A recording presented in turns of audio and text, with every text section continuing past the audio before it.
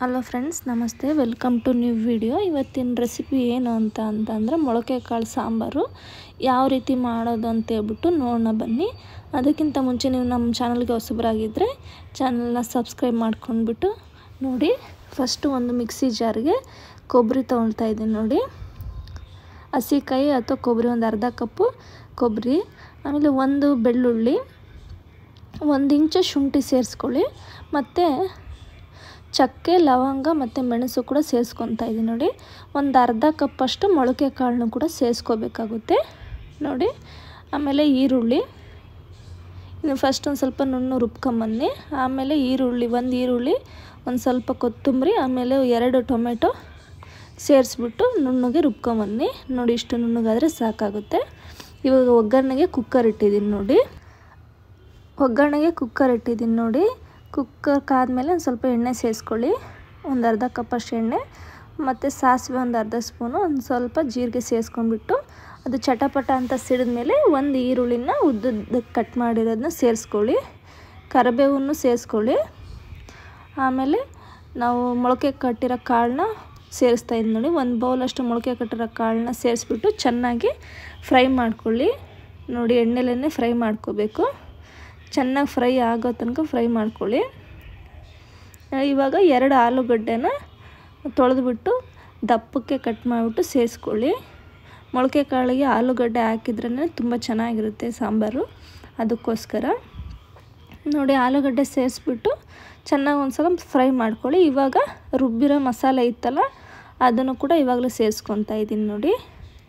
ರುಬ್ಬಿರೋ ಮಸಾಲೆ ಸೇರಿಸ್ಕೊಂಡ್ಬಿಟ್ಟು ಚೆನ್ನಾಗಿ ಫ್ರೈ ಮಾಡ್ಕೊಳ್ಳಿ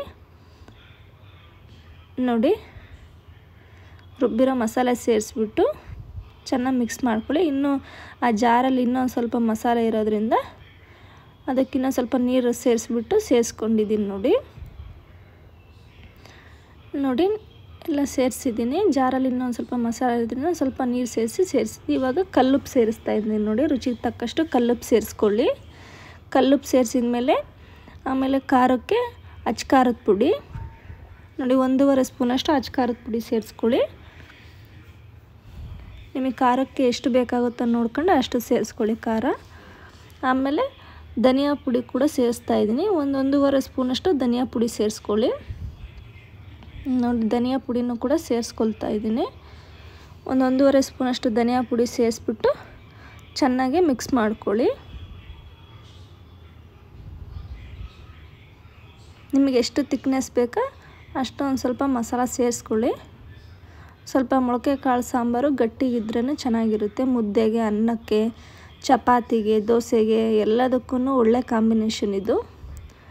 ರೊಟ್ಟಿಗೂ ಕೂಡ ತುಂಬ ಚೆನ್ನಾಗಿರುತ್ತೆ ನೋಡಿ. ಎಲ್ಲ ಮಸಾಲ ಸೇರಿಸಿದ ಮೇಲೆ ನೀರು ಸೇರಿಸ್ಕೊತಾ ಇದ್ದೀನಿ. ನಿಮಗೆ ಎಷ್ಟು ತಿಕ್ನೆಸ್ ಬೇಕಾಗುತ್ತೋ ಅಷ್ಟು. ಗಟ್ಟಿಗೆ ಬೇಕು ಅಂದರೆ ಸ್ವಲ್ಪ ನೀರು ಕಡಿಮೆ ಸೇರಿಸ್ಕೊಳ್ಳಿ, ತೆಳ್ಳಗೆ ಬೇಕು ಅಂದರೆ ಸ್ವಲ್ಪ ನೀರು ಜಾಸ್ತಿ ಸೇರಿಸ್ಕೊಂಡ್ಬಿಟ್ಟು ಚೆನ್ನಾಗಿ ಮಿಕ್ಸ್ ಮಾಡ್ಕೊಳ್ಳಿ.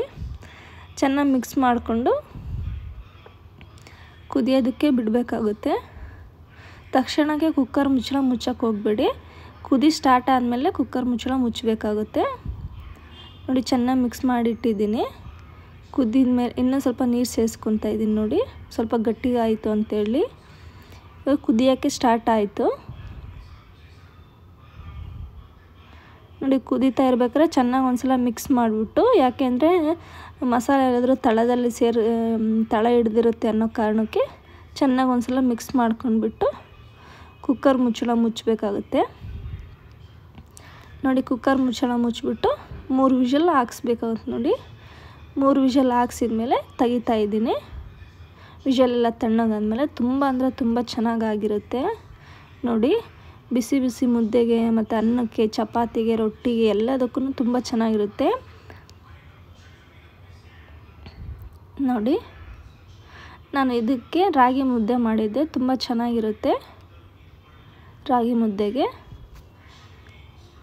ನೋಡಿ. ನೀವು ಒಂದ್ಸಲ ಟ್ರೈ ಮಾಡಿ ಯಾವ ರೀತಿ ಬಂತು ಅಂತೇಳ್ಬಿಟ್ಟು ಕಮೆಂಟಲ್ಲಿ ತಿಳಿಸಿ. ಐ ಹೋಪ್ ನಿಮಗೆ ಈ ವಿಡಿಯೋ ಇಷ್ಟ ಆಗಿದೆ ಅಂದ್ಕೊಂಡು. ಇಷ್ಟ ಆಗಿದರೆ ಲೈಕ್ ಮಾಡಿ, ಶೇರ್ ಮಾಡಿ, ಸಬ್ಸ್ಕ್ರೈಬ್ ಮಾಡಿ. Thank you for